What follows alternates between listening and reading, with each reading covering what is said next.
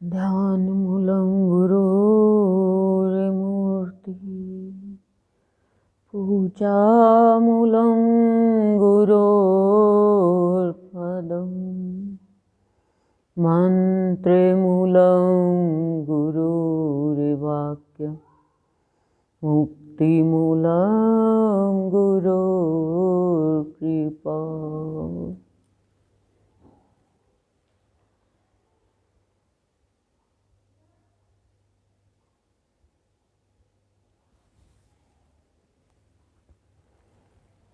भाव निर्झरणी भाव सागर सप्ताह में कल हमने सुना सद्गुरुदेव की भाव निर्झरणी की अमृतवाणी में कि कोई भी प्राणी जब शंका में चला जाता है तो उससे गलत कार्य होते हैं, वो गलत निर्णय ले लेता है और वो गलत रास्ते पर चलकर भटक जाता है। शंका के कारण प्राणी बहक जाता है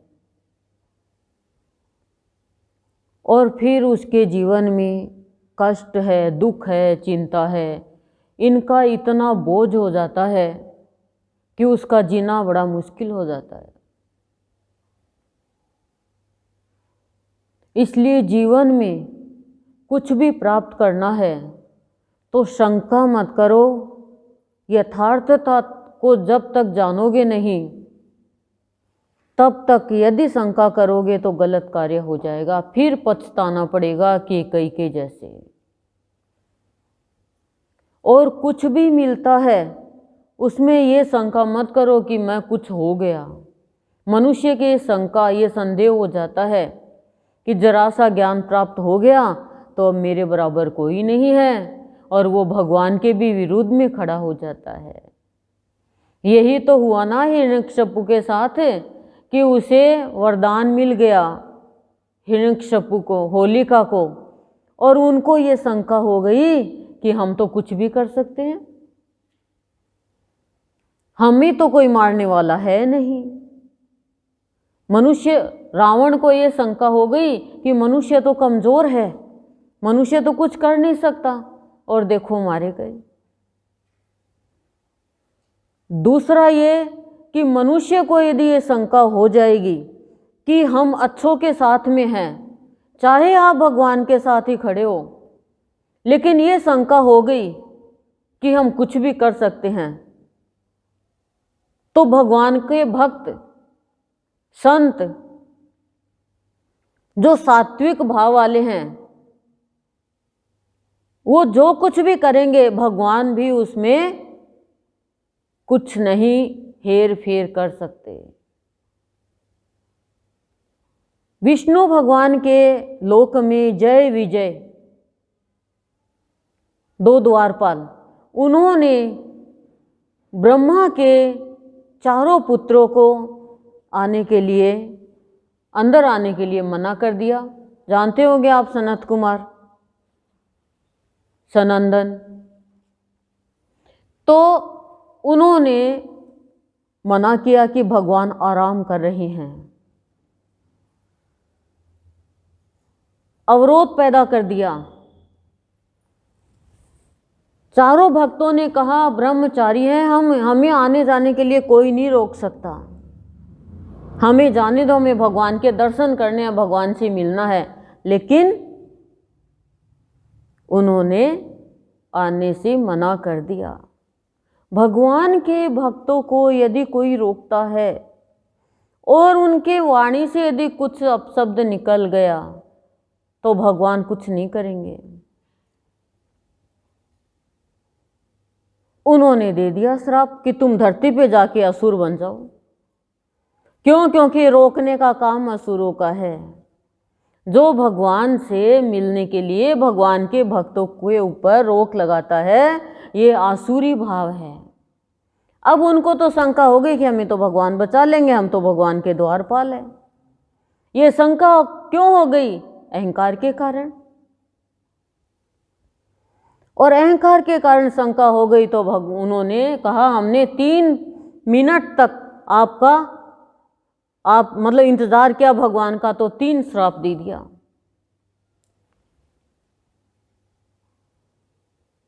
और तीनों योनि में असुर बने, हिरण्यकशिपु और हिरण्याक्ष, रावण और कुंभकर्ण, कंस और शिशुपाल। 3 योनि मिली। देखो, तो भगवान के भक्तों को कभी भी नहीं सताना चाहिए।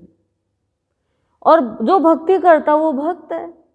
आप यदि उनके रुकावट पैदा करोगे तो आपका ही कर्म खराब होगा तो वही जो भगवान चाहेगा। ये शंका निकाल दो कि हम कुछ कर देंगे, उनका साथ दो, भक्ति में साथ दो, आपका जीवन भी अच्छा हो जाएगा। कहा प्रभु हमें बचाइए, प्रभु हमें बचाइए, हम क्या करें प्रभु? तो भगवान ने उन्हीं से कहा भक्तों से कि आप कुछ तो कीजिए। तो कहा तीनों योनि में भगवान श्री हरि जन्म लेंगे और आपका उद्धार करेंगे, तीसरी योनि में। तो भगवान के साथ रहने वाले यदि गलत काम करते हैं तो भगवान को भी धरती पे आना पड़ता है उनका उद्धार करने के लिए। भगवान को भी आना पड़ा कि नहीं आना पड़ा?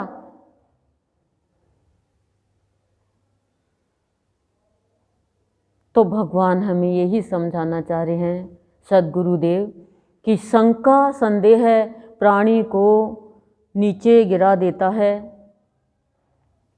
कर्म खराब करवा देता है और फिर उसके जीवन में कष्टों का इतना बोझ हो जाता है कि वो दुख में दुखी हो जाता है, सुख में सुखी हो जाता है, हर क्रिया के साथ में वैसा ही स्वभाव बना लेता है और पूरा जीवन रोते हुए बीतता उसका, कभी हंस नहीं पाता है। वो कल यही बताया था, पूरा जीवन रोते हुए बीतता है, जान नहीं पाता है कि मैं इस धरा पर क्यों आया हूँ, बस खाने पीने में, शरीर सजाने में लगा रहता है। अपना मूल उद्देश्य नहीं जान पाता है कि मेरा मूल उद्देश्य क्या है, अपने रूप को नहीं जान पाता है। आज भक्ति की चेतावनी की अमृतवाणियाँ है, कल थी चेतावनी की, आज भक्ति की चेतावनी की है। तो कल चेतावनी में तो गुरुदेव ने बताया कि शंका छोड़ो, शंका छोड़ोगे, संदेह छोड़ोगे, कुछ भी मिला है उससे सबका कल्याण करोगे तो बोझ खत्म हो जाएगा, जीवन शांतिमय होगा और जीवन हंसते हुए व्यतीत होगा, रोते हुए नहीं होगा। यदि ये हम पालन करेंगे तो हम अपने स्वरूप को जान पाएंगे। आज सद्गुरुदेव हमें क्या समझाना चाह रहे हैं कि तुम्हें कल भक्ति में डूबना है, इसके लिए तुम्हें आज भक्ति की चेतावनी में जो बताया जाएगा उसका अनुसरण करना। तो गुरुदेव आज सबसे पहले बता रहे हैं कि तुम्हें प्रेम में डूबना है, भक्ति मिलेगी प्रेम से, और प्रेम करोगे तो देखो दंड मिलेगा। जिन ने भगवान से प्रेम किया है वो 1 मिनट भी शांति से बैठ नहीं पाया है। लोग उन्हें सताते हैं, लोग उन्हें प्रताड़ना देते हैं, किसी को भी ले लो भगवान के प्रेमी को, लेकिन प्रेम करने के लिए आपको करना क्या होगा? पहले अभिमान को छोड़ना पड़ेगा, क्योंकि अभिमानी व्यक्ति कभी भी भगवान से प्रेम कर नहीं सकता।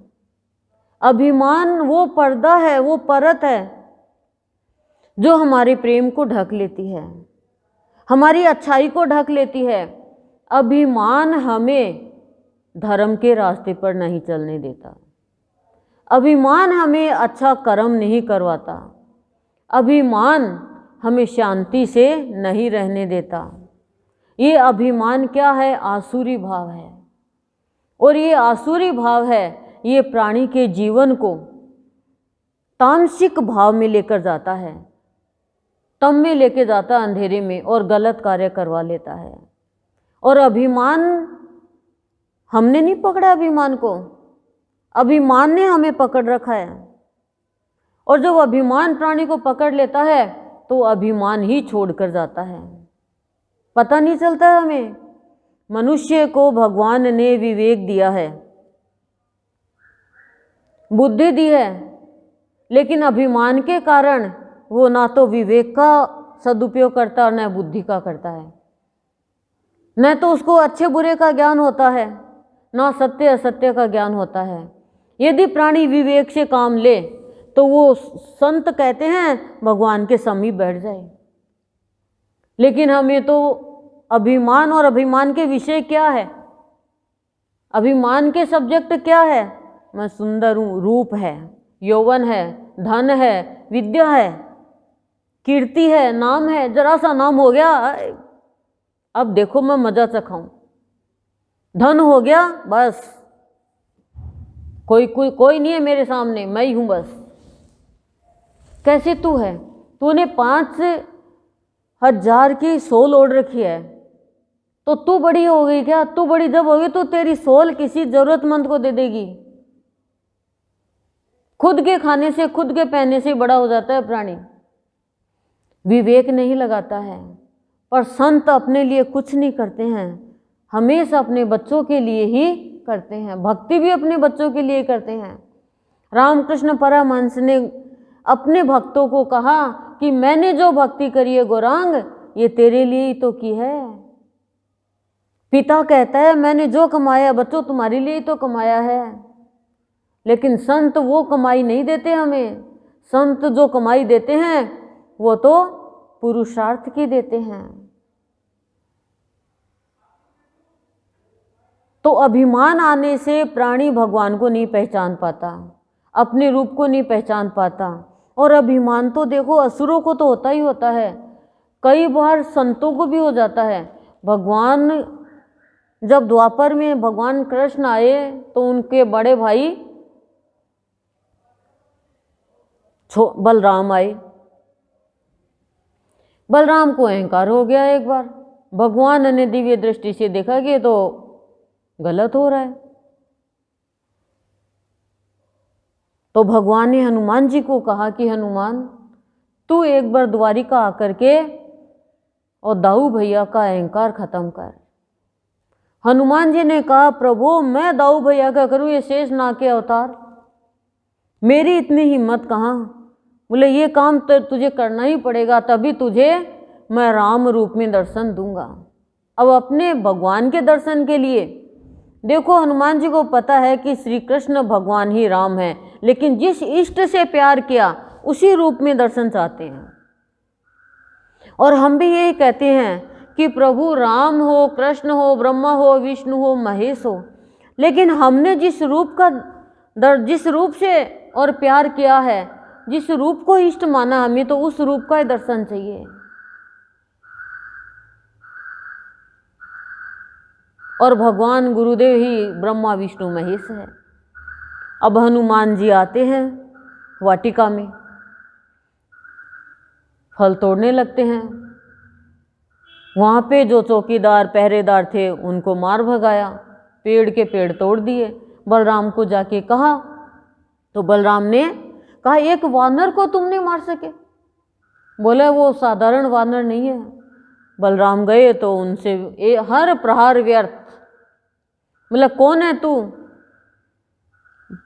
परिचय दे। बोले तू कौन है, पहले तेरा परिचय दे। बोला बलराम। बोला कौन बलराम?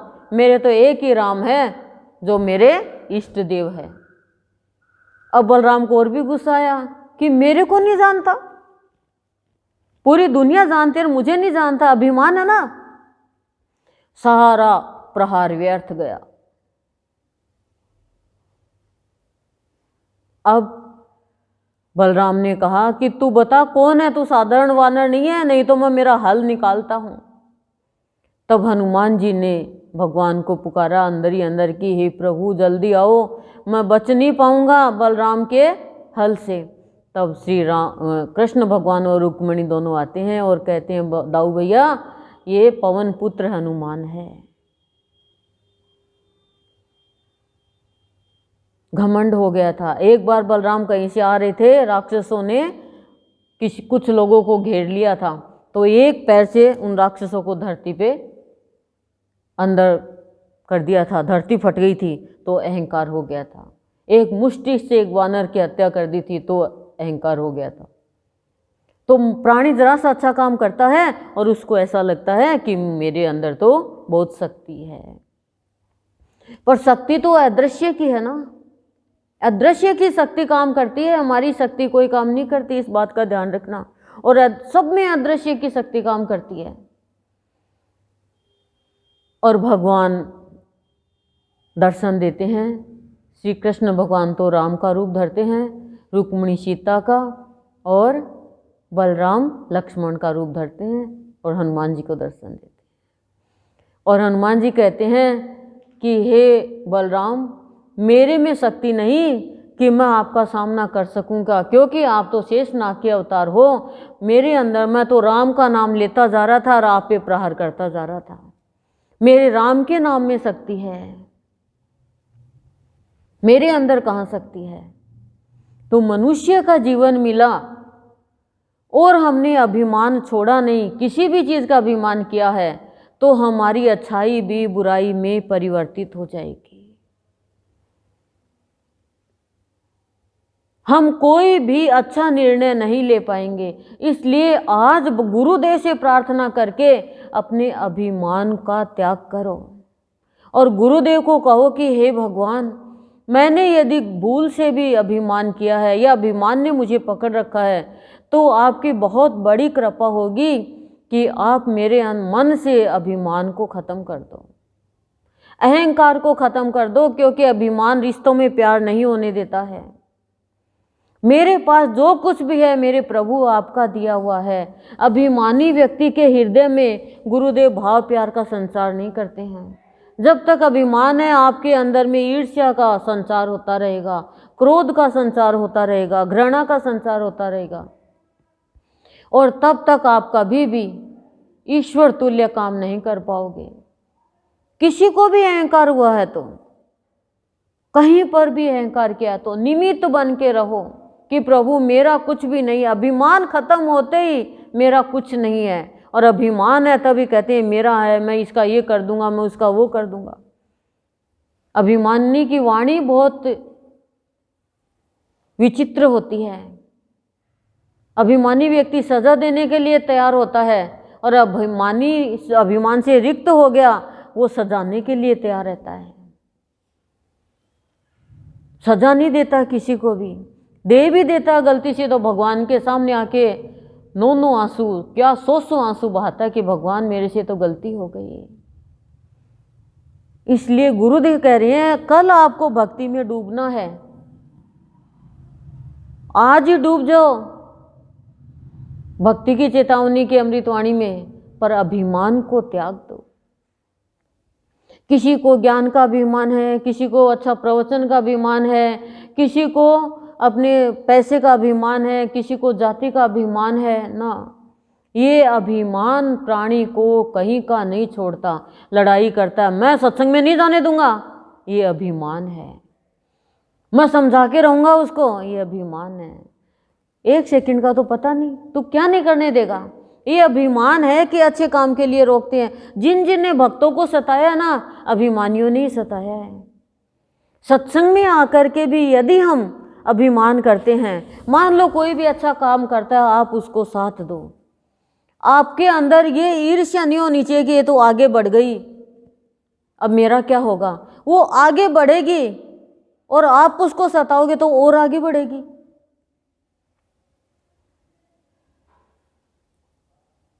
प्राणी क्या चाहता है, प्राणी का क्या भाव बनता है कि बस मेरे जीवन में धन खूब हो जाए, धन संग्रह में लगा रहता है। और ये धन संग्रह की प्रवृत्ति जो है, वृत्ति जो है, ये प्राणी को अपने स्वरूप में नहीं जाने देती। जितना गुरुदेव कह रहे हैं, जितना जिसके भाग्य में लिखा है वो इतना ही इस्तेमाल कर सकता है। एक व्यक्ति ने अपने जीवन में खूब रुपए कमाए, खूब धन इकट्ठा किया, सोना चांदी हीरा मोती, बैंक बैलेंस, प्लॉट, गाड़ियां खूब। लेकिन सोचो कि जितनी मनुष्य की आवश्यकता है वो उतनी तो काम मिलेगा ना। एक बार वो 10 मकान में तो नहीं रह सकता, एक मकान में रह सकता है, वो भी एक कमरे में रह सकता है। एक साथ में वो इतना गहना नहीं पहन सकता, रोटी खाएगा जितनी शरीर को जरूरत होगी। लेकिन इकट्ठा लालच लोभ इतना कि प्राणी का जीवन है वही अशांतिमय हो जाता है। वो प्राणी भगवान के समीप बैठ ही नहीं सकता। और जब उसको खर्च करने के लिए कहा जाता है तो सोचता है, समझता है, विवेक लगाता है, बुद्धि लगाता है, और उसे ये नहीं पता ये प्राणी कल तो तू मरने वाला है। आज तेरे को शुभ अवसर मिला है पर वो नहीं खर्च कर पाता है। फिर अंत समाता तो पछताता है कि इन पैसों का क्या होगा, इस धन का क्या होगा। गया। ये सोचने के लिए मजबूर कर देती है भक्ति, और अहंकार सोचने ही नहीं देता है। तो गुरुदेव हमें समझा रहे हैं अभिमान प्राणी के जीवन में कष्ट लाता है, दुख लाता है, चिंता लाता है, परेशानी लाता है। अभिमान व्यक्ति को अपंग बना देता है, मन से, बुद्धि से।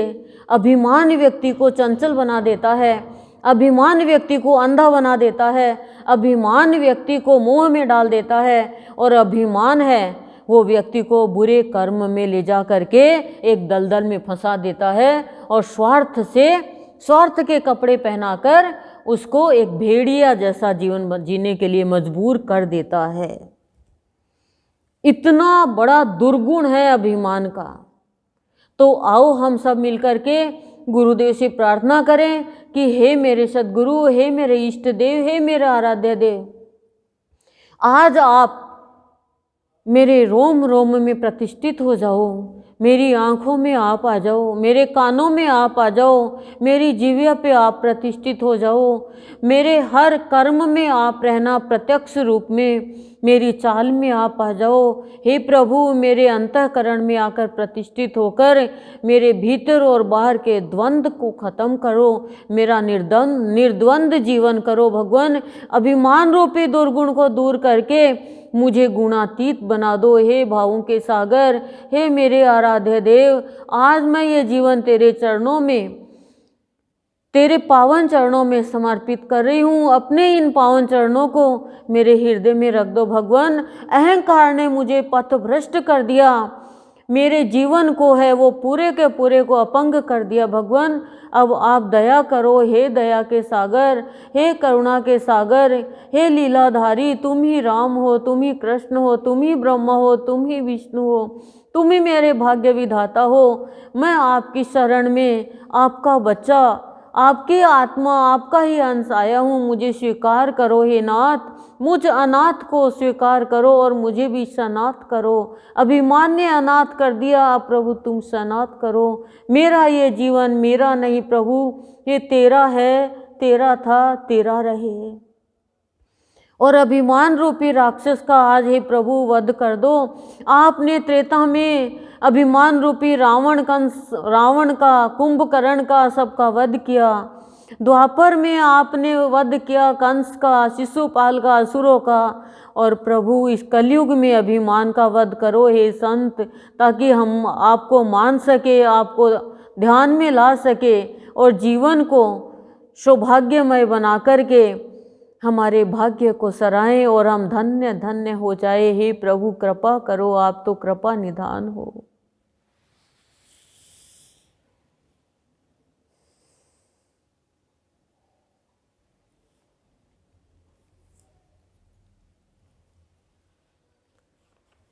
सद्गुरुदेव की अमृत वाणी है।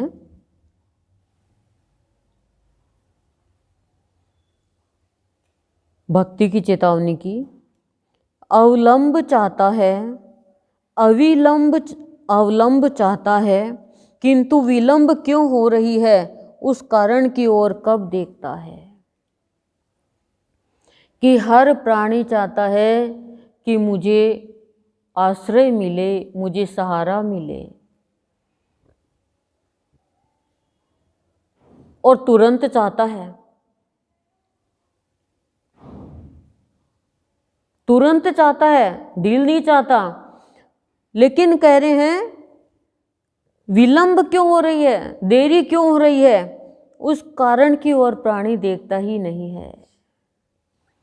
कोई भी चीज हमें समय से पहले नहीं मिलती है। अब आप अभी चाहो कि रात हो जाए, समय अनुसार होगी। आप अभी चाहो कि बच्चा पैदा हुआ और बड़ा हो जाए, वो समय के अनुसार होगा। लेकिन गुरुदेव यहाँ पे ये नहीं कह रहे हैं। गुरुदेव ये कह रहे हैं कि प्राणी चाहता है कि मेरी रक्षा में, मुझे सहारा देने में कष्ट आया है, उसको सहारा देने में मुझे तुरंत भगवान काम करे, ऐसा चाहिए। तो उसका कारण क्या आपने खोजा? उसका कारण है सिर्फ और सिर्फ आपकी पुकार में व्याकुलता नहीं है। आपने एक इष्ट नहीं बनाया है, आपके अंदर भगवान के प्रति प्रेम नहीं है। द्रौपदी पहले सबको पुकार रही है, लाज जा रही है तो पहले धृतराष्ट्र को कह रही है, भीष्म पितामह को कह रही है, द्रोणाचार्य को कह रही है, अपने 5 पतियों को कह रही है। फिर भगवान को पुकारे तो भी द्वारिकाधीश बोल रही है। फिर भगवान को उलाना देती है कि आपने आने में इतनी देर क्यों करी। भगवान ने कहा, द्रौपदी तू पहले उनकी तरफ देख रही थी कि मेरे परिवार वाले मेरी रक्षा कर दे, तो मैं तो इंतजार कर रहा था कि तू मुझे पुकारे।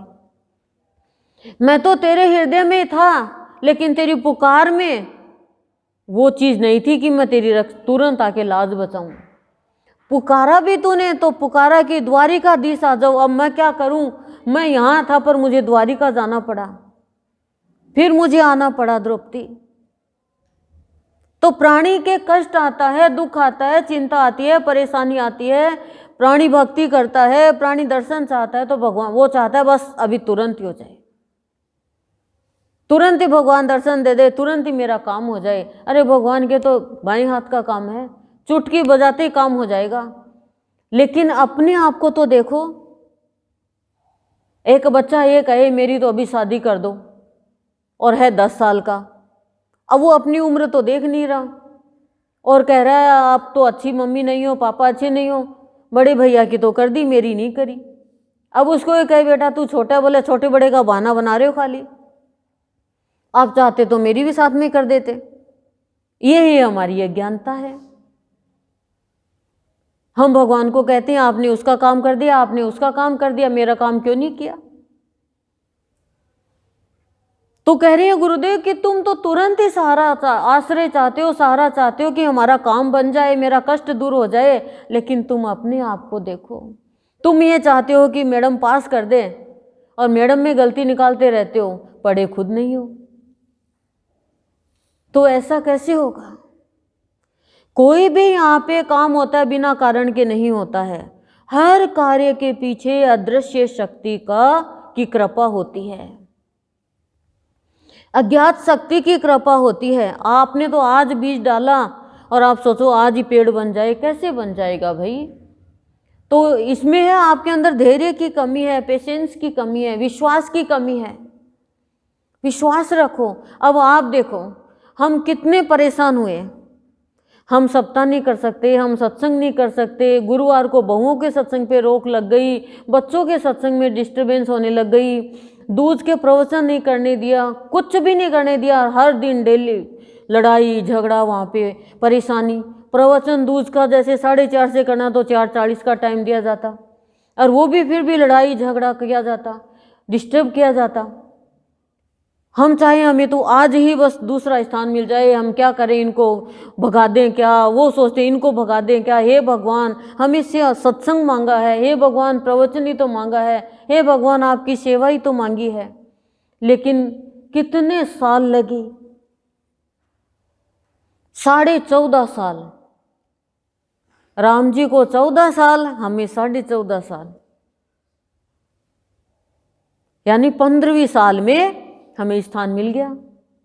अब आश्रय मिल गया आश्रय, सहारा मिल गया। अब जो चाहो आप भंडारा करो। गुरु पूर्णिमा वाले दिन पूजा नहीं कर सकते, भंडारा नहीं कर सकते, कुछ भी नहीं कर सकते, 25वीं एनिवर्सरी पे भी कुछ नहीं कर सकते। कैसे रोते, कैसे बिलखते अपने भगवान के लिए। पर कोई सच्चे मन से भगवान के लिए रोता है? कौन रोता है भगवान के लिए? जब अभिमान नहीं होता है।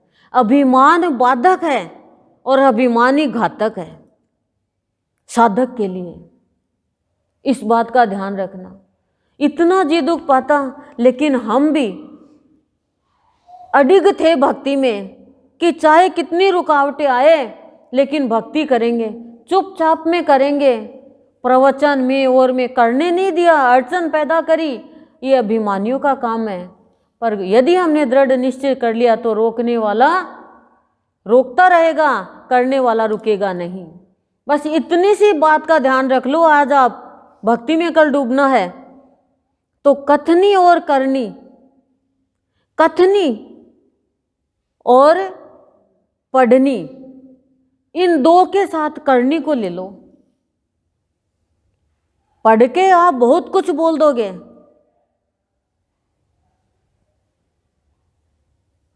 सुन के आप बहुत कुछ ले लोगे, बोलकर आप नाम कमा लोगे, लेकिन आचरण जब तक नहीं बनेगा आपकी करनी अच्छी नहीं होगी। और करनी जिसकी अच्छी है उसकी कथनी काम करेगी। प्राणी बोलता बहुत कुछ है, मैंने बहुत देखा है, बहुत बड़ी बड़ी बात बोलता है, लेकिन करनी देख के तो दिल घबराता है। हे भगवान, ये क्या हो रहा है? बुराई? अभी तो प्रवचन में इतनी बड़ी बात की, अभी बुराई?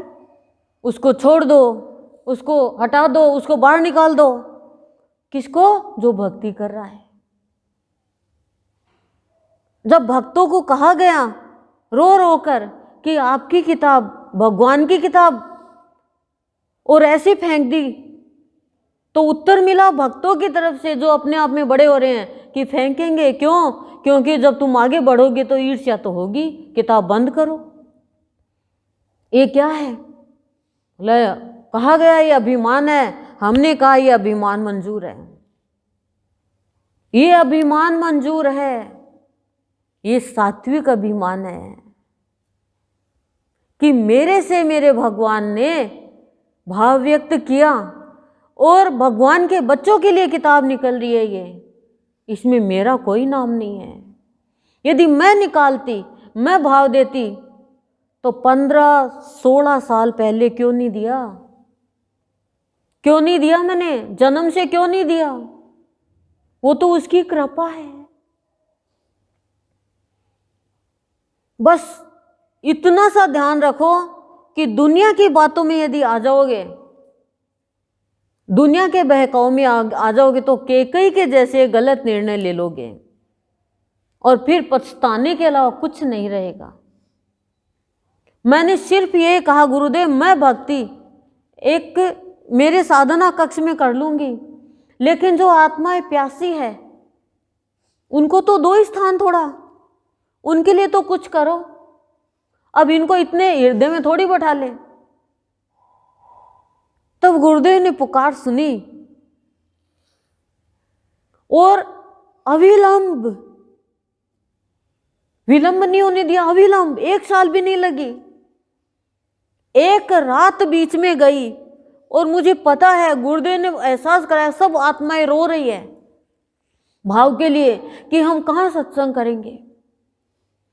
पूरी रात सोने नहीं दिया कि कहाँ सत्संग करेंगे।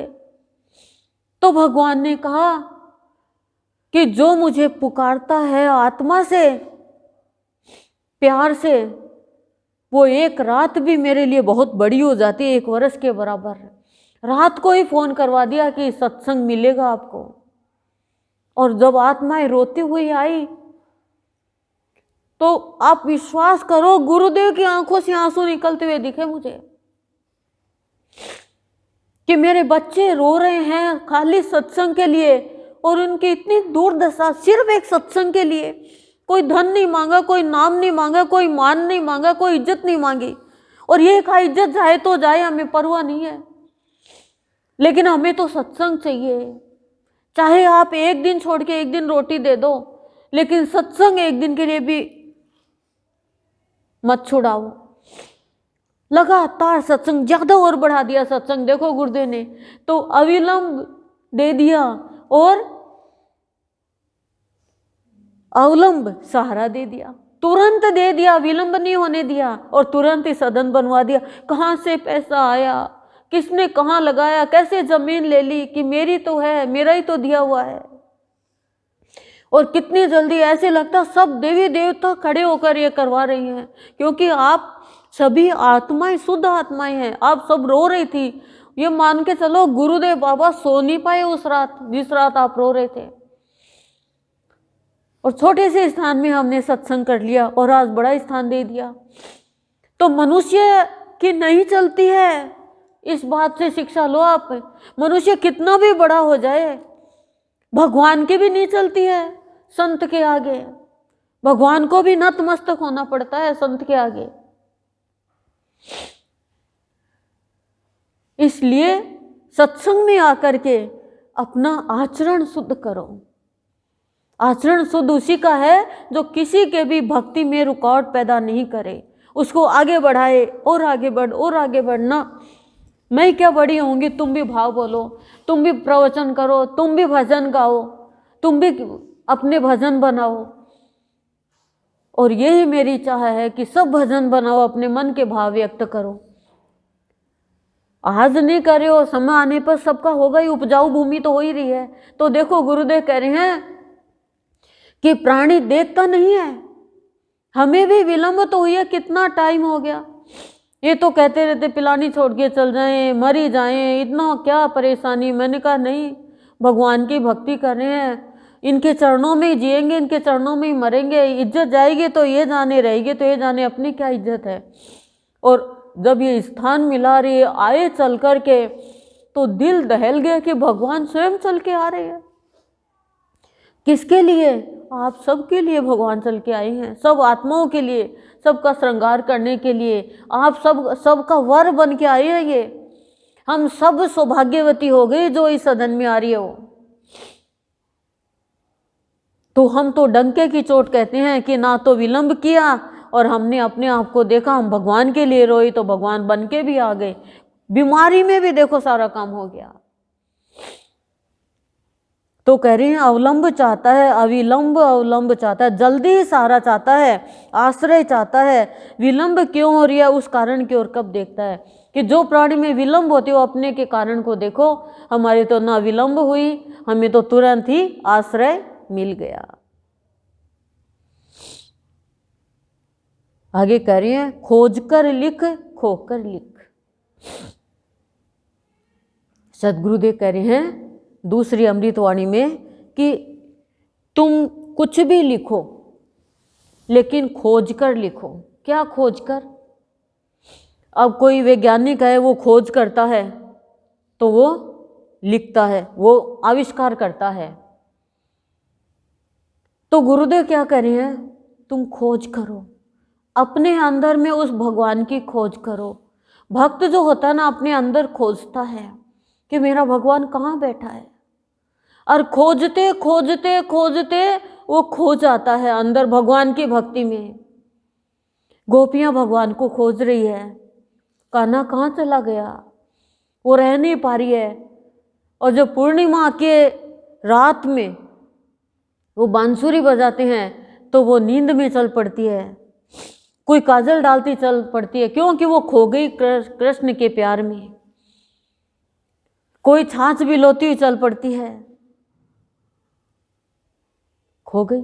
ऐसे गुरुदेव कह रहे हैं मेरे लिए यदि तुम कुछ लिख रहे हो तो पहले खोजो अपने भगवान को, अपने ही भीतर में खोजो, डूब जाओ उसमें, लीन हो जाओ उसमें, फिर आपको पता चलेगा भीतर में इतनी शांति है, इतना आनंद, शून्य एकदम। आपको कितनी भी खुशी मिलेगी उसमें आपका एक ही भाव रहेगा, दुख में और खुशी में, दोनों में। आप कुछ भी प्रतिक्रिया नहीं होगी आपके मन की। ये मैं अपना अनुभव बता रही हूँ। इतनी बड़ी बड़ी खुशी आती है, लेकिन ऐसा हो जाता है शून्य अवस्था का भाव। क्यों? जब अंदर में उसको खोज लेते हैं तो पता चलता है कि ये शरीर भी एक छोटा सा ब्रह्मांड है, सातों लोक इसके अंदर है। तब वो प्राणी कभी भी किसी का भी अनादर नहीं करेगा, किसी का भी अपमान नहीं करेगा। क्यों? क्योंकि कृष्ण भगवान अर्जुन को गर्भ गीता में बहुत कुछ समझाते हैं। अर्जुन प्रश्न करता है, कहता है अर्जुन कि प्रभु मुझे ये बताओ कि किसी व्यक्ति की पत्नी जल्दी क्यों मर जाती है समय से पहले? नपुंसक क्यों होता है प्राणी? दुखी क्यों होता है? चिंतित क्यों होता है? तो कृष्ण भगवान बहुत तरीके से उसे उत्तर दे देते हैं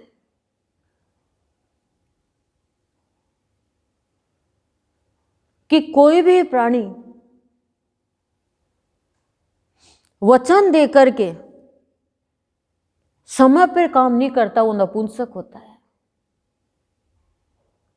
और हम कह देते हैं मैं तेरे आधी रात को काम आऊंगी, लेकिन हम काम नहीं आते हैं। अगले जन्म में नपुंसक होता है वो कोई काम का ही नहीं रहता, किसी के गृहस्थी भी नहीं होती उसकी। किसी का धन लेकर के लौटाता नहीं है, उसकी पत्नी समय से पहले खत्म हो जाती है। ऐसे बहुत कुछ बता रखा है, लेकिन जब हम भीतर में खोजेंगे ना भगवान को, तो हमें अंदर से ज्ञान होगा, अंदर से हमारे प्यार होगा। और फिर आप विश्वास करो, फिर आपके अंदर में जो अभिमान छुपा बैठा है वो भाग जाएगा। तो कह रही है कुछ भी लिखो, यानी कुछ भी करो, पहले आप अनुभव करो, अनुभव करो, और फिर देखो कितना आनंद आएगा आपको। मैं अपना ही अनुभव बताती हूँ आपको कि कुछ समय परिवार में सबके ऐसे कुछ कुछ चलता ही रहता है। तो मैंने सोचा कि ये ऑफिस से आते हैं और आते ही बस यही खाना पीना इसमें लगे रहते हैं, तो शाम को आएंगे तो मंदिर चलेंगे। तो हमने प्रण किया कि आप आओ, तो ऊपर छत पे रहते थे। मैंने कहा ऊपर आना रहने देना आप, और आते ही आप मेरे को बोल देना, नीचे से अपन मंदिर चल के आएंगे शाम की टाइम। कभी 7 बजे आते, कभी 6 बजे आते। मन तो नहीं, लेकिन ज़बरदस्ती लालच दिया कि मंदिर जाएंगे, आपके बहुत पैसा होगा, नौकरी में आपको तकलीफ नहीं होगी। आदमी को तो यही लालच देना होता है ना, ऐसे पत्नी भी आपके कहीं में रहेगी, सब अच्छा होगा। तो बोले अच्छा ऐसा होता है, हाँ ठीक है। हालांकि भक्ति तो करते थे, थोड़ी हनुमान जी की करते थे, यही करते थे। तो जस्ता नहीं था परिवार में, लेकिन आदमी को थोड़ा ढंग से जचा के कह दिया।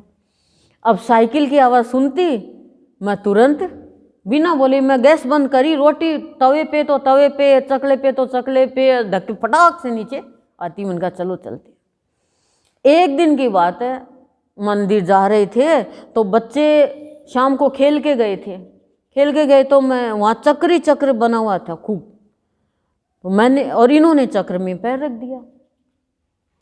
मैंने कहा चक्र में पैर रख दिया, क्या जिंदगी में कम चक्कर पड़े हुए हैं और अब तो चक्र पड़ेगा? मानते नहीं हो कहना तो।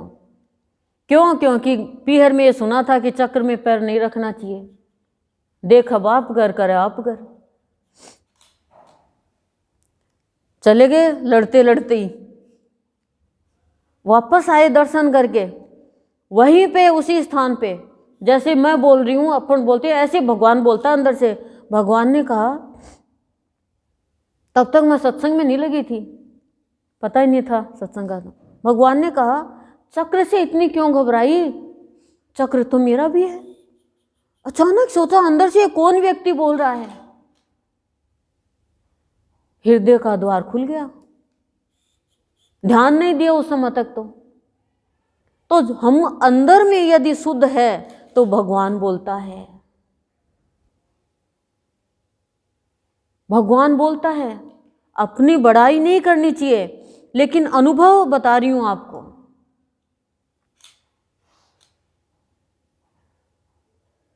ऐसे बताते हैं हमारे गुरुदेव। एक गुरुदेव की शरण में आने के बाद में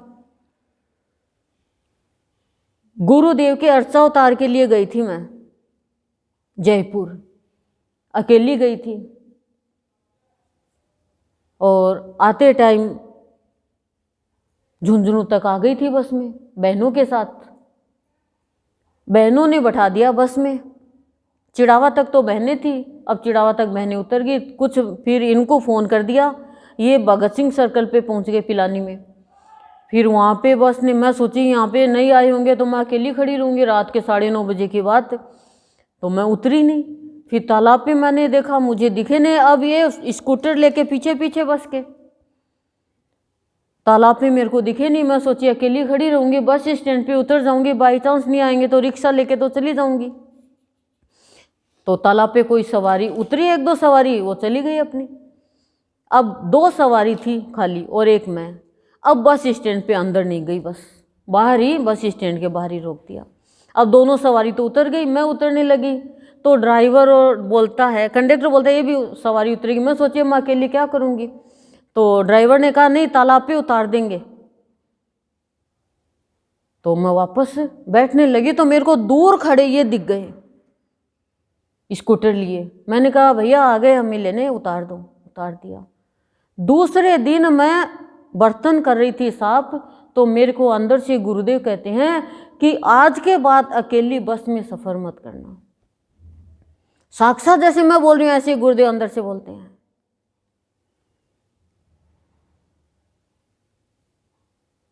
और बहुत ऐसे सरकमस्टांसेज आए कि गुरुदेव ने आपको इन सप्ताह में बताएंगे, एक एक करके सारे अनुभव एक ही दिन में बता देंगे। तो बहुत अनुभव, इस तो भ्रम दूर हुआ। कैसे दूर हुआ वो भी गुरुदेव ने किया, खुद गुरुदेव अपने मुंह से बोल के कहते हैं। कोई भी तंग करता है ना तो गुरुदेव के आगे प्रश्न करते। तो ये नहीं है कि गुरुदेव के सामने बैठे हैं, कभी भी सामने बैठने के बाद तो बोल के कहा ही नहीं। काम करते हुए, नहाते हुए, चलते हुए, ऐसे गुरुदेव ने बात करी है। जब ये पवित्र है ना तो कहीं पर भी भगवान बात कर लेगा, मार्केट में भी बात कर लेगा, चलते चलते भी। तो खोकर खो जाओ, हे प्रभु कहाँ मैं खो गई दुनिया में, कहाँ खो गई मैं मोह में, माया में, तेरी मेरी में मैं खो गई प्रभु। अब खोकर के जब ठोकर खाई इनकी तो तेरी शरण में आई। अब गुरुदेव कह रहे हैं भक्ति में डूबना है तो पहले खोजो, अपने अंदर में उसे खोजो, अनुभव करो। पढ़ के लिखोगे कुछ तो वो अनुभव नहीं होगा, आपके बात लगेगी नहीं किसी के। और फिर खो जाओ उसके प्यार में, जैसे गोपियाँ खो गई, जैसे राम सीता को देख रहे हैं, सीता राम को देख रहे हो, खो गए। आपस में सखियां खड़ी है, ध्यान ही नहीं है। ऐसे ही आप खो जाओ, फिर आपको न मान की, न सम्मान की, न अपमान की, न तेरे मेरे की, न भूख की, न प्यास की, किसी की चिंता नहीं रहेगी। क्या खाया, क्या पिया, कहाँ रहा, सर्दी गर्मी कुछ महसूस नहीं होगी। बस उसकी खोज में लग जाओ, वो उसके प्यार में ऐसा खो जाओ कि आपका जीवन धन्य हो जाए। फिर आप लिखोगे नहीं, फिर हाथ आपका रहेगा और लिखवाएगा वो पकड़ के आपसे। आप बोलोगे नहीं, आपका तो मुंह रहेगा, बोलेगा वो अंदर से। इतना निराला जीवन हो जाएगा आपका कि आप हर चीज से ऊपर उठ जाओगे, फिर जीवन शांतिमय होगा। तो गुरुदेव कह रहे कुछ भी करो, लिखो का मतलब कुछ भी करो तो अनुभव करके करो, प्राप्त करके करो। उधार की चीज लेके करोगे उसमें आपकी वो बनेगा नहीं। आपने उधार की, एक बार साड़ी ले ली कि एक बार साड़ी दे दे, मैं सगाई में जा रही हूँ, आपके मन में रहेगा खराब नहीं हो जाए, खराब नहीं हो जाए। पूछ लेने, झूठ झूठ बोलना पड़ेगा और आपकी साड़ी आपका ध्यान ही नहीं जाएगा। और खोज कर खोकर लिखोगे तो सत्य को प्राप्त कर पाओगे और ईश्वर का पता चलेगा कि मेरे रोम रोम में भगवान का निवास है, मेरे अंग अंग में मेरे प्रभु विराजमान है। तब आपके हृदय में भाव और प्यार का संचार होने लग जाएगा, तब आप किसी से प्यार कर पाओगे, किसी को प्यार दे पाओगे।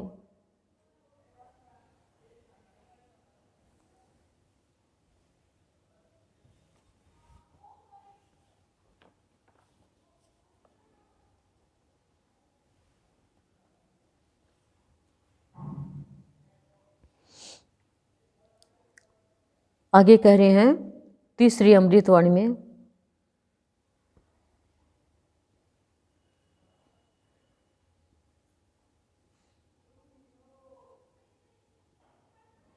बार बार दर दर क्यों भटकता है,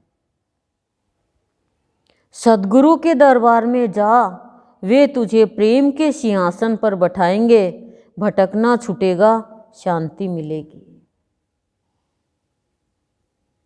सद्गुरु के दरबार की महिमा बड़ी निराली है। बहुत भटके हम, आज इस देवी की पूजा, आज उस देवता की पूजा, आज यहाँ गए, आज वहाँ गए, आज ऐसा किया, आज वैसा किया, थक गए एकदम, लेकिन शांति कहीं नहीं मिली, भ्रम निकला ही नहीं, डर दूर हुआ ही नहीं, दृढ़ता आई ही नहीं। तो कह रहे हैं क्यों दर दर भटकता है, आज इस योनि में, आज उस योनि में, कहते हैं 84 लाख योनियों में तू दर दर भटका। तू सद्गुरु देव के दरबार में जा, फिर वे तुझे प्रेम के सिंहासन पे बैठाएंगे, वो तुझे प्रेम के सिंहासन पर बैठाएंगे। तेरे नयन को अयन बना देंगे, तेरे कान को कृष्ण बना देंगे, तेरे हाथों से तुझसे शुभ कर्म करवा देंगे, मन को मंदिर बना देंगे, बुद्धि को दासी बना देंगे, कदम कदम पे तेरी रक्षा करेंगे, संकीर्णता को दूर कर देंगे, भेदभाव हटा देंगे, दुख चिंता से मुक्ति दिला देंगे, रोग शोक आदि व्याधि ईड़ा पीड़ा से मुक्त कर देंगे, मान लज्जा भय इन दुर्गुणों को दूर कर देंगे, लड़ाई झगड़ा तेरा चल रहा है उसे खत्म कर देंगे, दुनिया का डर निकाल देंगे और भटकना छुड़ा देंगे तेरा। और प्रेम के सिंहासन पर कोई नहीं बैठाएगा, माँ भी नहीं बैठाएगी, यानी जीवन प्रेममय बना देंगे तेरा पूरा जीवन। और प्रेम ही हो गया तो फिर चाहिए क्या, फिर प्रेम के बातों न पूजा न पाठ न धर्म न कर्म, सब प्रेम के नीचे है। उद्धव जी को क्यों भेजा गोपियों के पास में कि प्रेम से बड़ी कोई चीज नहीं है उद्धव, और जो मुझसे प्रेम करता है मैं उसका दास हूं। प्रेम ही तो भगवान है, बिना प्रेम के भटकना नहीं छूटेगा। क्यों नहीं छूटेगा? आप एक लड़के से प्रेम करते हो शादी से पहले, तो शादी करते हो उससे, जब भगवान से प्रेम करोगे तो उससे भी शादी होगी। और प्रेम की सबसे बड़ी बात है ना, घृणा नहीं है होती, घृणा खत्म हो जाती है प्रेम से। प्रेम वो भट्टी है जिसमें सारे विकार जल जाते हैं। तो कह रहे हैं शांति मिलेगी। भटकते हुए प्राणी को कहां शांति मिलेगी? आज यहां गया, आज वहां गया, आज यहां गया, आज वहां गया, भटकते रहो, थकान ही आ जाएगी। फिर डर निकल जाएगा कि ये देवी देवता कुछ बिगाड़ देंगे क्या। देवी देवता तुम्हारे अंदर ही प्रकट हो जाएंगे। तो गुरुदेव कह रहे हैं कि संत की जो महिमा है वो अपरंपार है। और बोलो आप यहाँ पे आ रहे हो, गुरुदेव की शरण में आने के बाद में कितना परिवर्तन आया है। लोभ लालच सब खत्म होता है, बदला लेने का भाव खत्म होता है।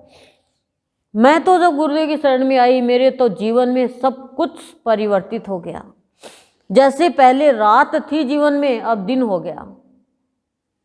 अंधेरा था और मेरा मेरा मेरा मेरा, अब परिवर्तन हो गया कि अब प्रकाश हो गया। तेरा तेरा तेरा तेरा, बच्चे तेरे, पति तेरा दिया हुआ, धन तेरा, मैं तेरी, मकान तेरा, जमीन तेरी। ना ना मेरी है भाई, कह दीदी, ना ना मेरी है भाई, कैसे कर दो। अच्छा लाई थी ना तू जन्म से साथ में, मैंने दी और अब अधिकार तेरा जमा रहा है।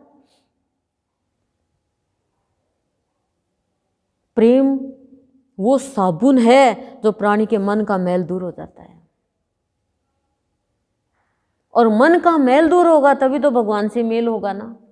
आपके अंदर में किसी आपके दोस्त के प्रति मैल है तो आप उसका बुरा भी कर सकते हो।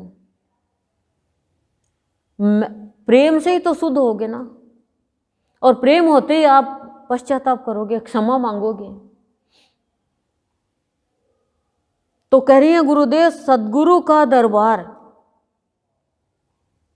बार बार जन्म लेने से छुटाता है, दर दर भटकने से छुटाता है, प्रेममय जीवन बना करके शांतिमय जीना सिखाता है। इतना निराला है हमारे भाव योगी संत का दरबार।